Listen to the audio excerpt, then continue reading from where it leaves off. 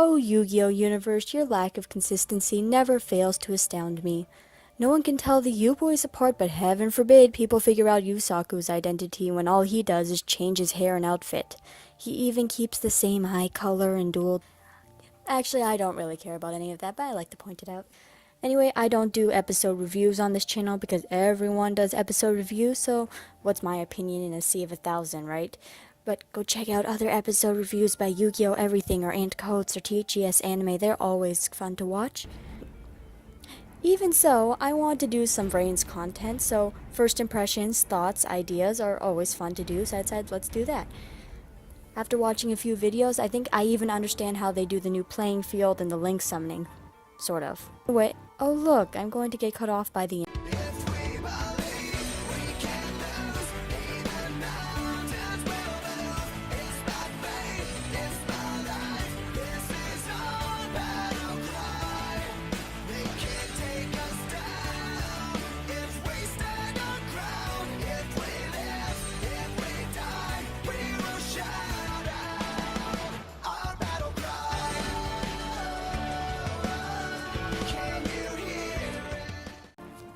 We're going to start out with a little dual disc talk because if you check out the videos on my channel, the first thing I always talk about when starting a new series is the dual disc they use. We haven't seen enough of Yusaku's disc for me to do a whole video on it yet, so I'll try to just cover it quickly here. In the show, he uses this older model of what is basically a simpler version of Kaiba's Dark Side of the Dimensions disc, where you have the cards basically uploaded to a cloud server or something. I don't know, you can't put cards into the newest dual disc models that they have. My opinion on the brand new dual disc that most people in the show use aren't very high. You can't see the cards, that's my main complaint. I came to this show to watch overglorified nerds play card games, but luckily Yusaku redeemed the show's dual disc tech. Like the Arc 5 dual disc, it's small, light, in one piece, and has an Energy Blade monster card zone.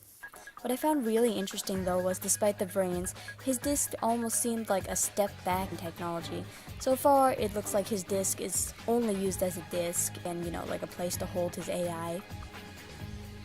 It seems to activate when you insert a card deck like some of the more classic discs. The card deck is clipped in like the old GX DM 5Ds era discs. And maybe it's just me, but his disc almost reminds me of a cross between the original Duel Monsters design and the Dark Side of the Dimensions functions. I don't know if his dual disc can throw up actual holograms outside the Vrains or how it works outside the Vrains.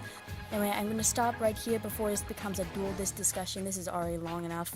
Okay, let's talk protagonists. For the first time, we have a criminal as the main Yu-Gi-Oh! Center child. But say whatever you want. I don't care your intentions or what you say about it, hacking is illegal. You could have just called him a computer genius or a computer prodigy, but they don't. They call him a hacker. And I love the concept more than I can bear. Hackers are something of an obsession with me. Technology is one of my favorite things in Yu-Gi-Oh! Not going to lie. It's why I like Kaiba, why I think card games on motorcycles is the coolest thing since card games with holograms, why GX failed to capture my attention at first, and one of the reasons Kaido was a badass since Exile. The fictional technology in Yu-Gi-Oh! Is almost as great of a concept as the game itself. Yusaku reminds me of a guy I used to know back in school.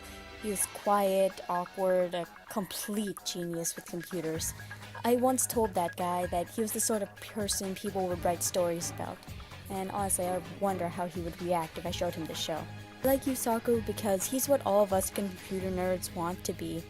Badass, collected, powerful, able to change the world with a string of ones and zeros.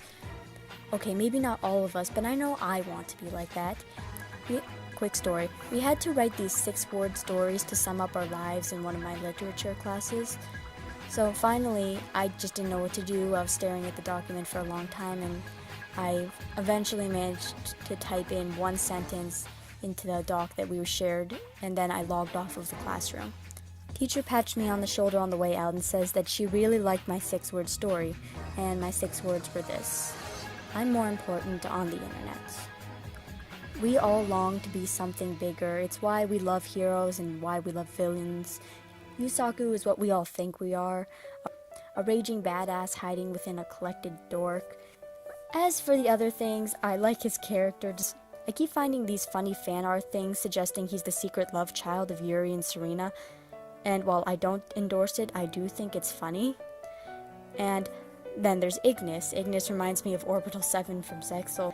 Anyway, I can't wait until there's an episode slot where Yusaku just comes home to find that his cleaner bot has suddenly developed free will and no longer wants to clean for him or whatever. Ugh. So in this Yu-Gi-Oh show, the protagonist's spirit partner is an artificial intelligence. Now, most of the spirit partners we have are just that, spirits. Although some of you could probably argue that Astral was an alien, and I don't know about Yusei. Was his a dragon? Screw whatever. My point is that this is heading straight into the land of sci-fi. I always felt that Arc 5 was straight up sci-fi anyway, but you don't really feel it there as much as you do here.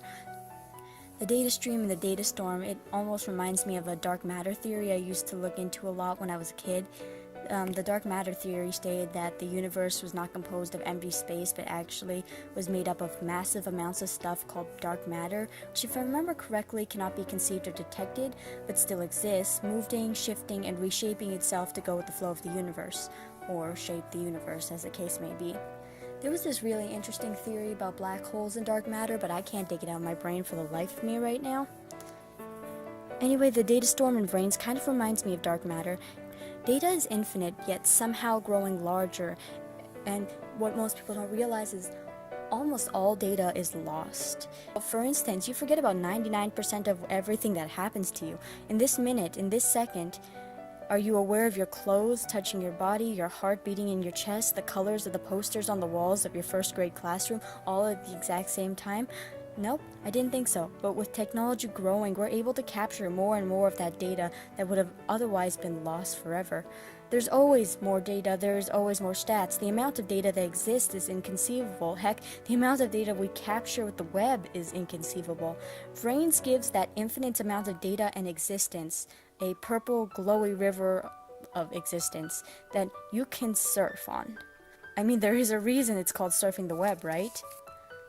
Because the internet, like data, like dark matter, is always moving. Sometimes it can be a wave, other times it's a storm. I seriously hope they explain more of the data storm itself, because as a science nerd, they caught my attention with the data storm, and I just want to see more of it, not just as a means of dueling, but as a plot device, as a key to some of the things that are happening. What is that data storm? What is in it besides cards? Because there's got to be more in it. The Vrains, if it's a virtual reality, it has to be, again, infinitely complicated. There's got to be so much in there if it's like composed of the interwebs. Okay, enough science, back to card games. I can't tell if Yusaku's ace is supposed to be Decode Talker or that dragon thing.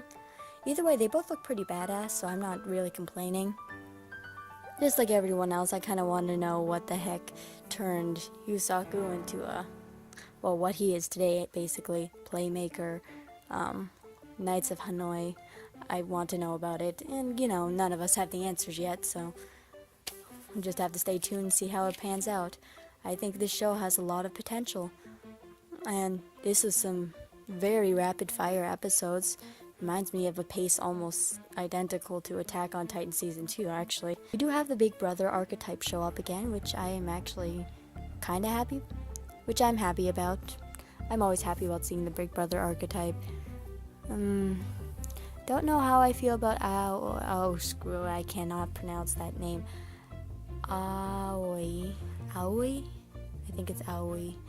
And then there's Emma. I like Emma. You're probably waiting for reasons. If you can't tell, I'm going off script right now. I don't actually have any script left. Emma seems like a very interesting character. I think she has a lot of potential, and I think she's gonna be redeemed.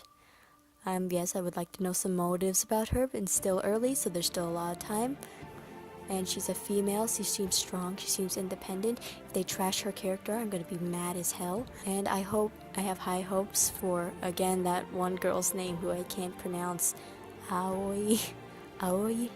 Anyway, high hopes for this series. I'll see you in the next upload. I'm thinking of doing Vrains videos. I'll see what's coming up next. My next Arc 5 pitch is in the works. I'm actually having someone help me script a duel for that, which is I'm kind of excited about. See you next time. Mya out. Oh wait, before I sign out of this completely, I made this like desktop wallpaper sort of thing, just because Yu-Gi-Oh! Vrains reminded me of a cross between X-Men and The Matrix. But since I don't know what type of style I would use to convey X-Men, I just basically made a Matrix wallpaper using Yusaku and a bit of anime, stuff.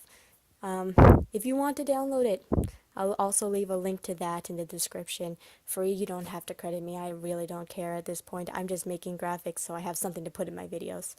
Anyway, now Mya out.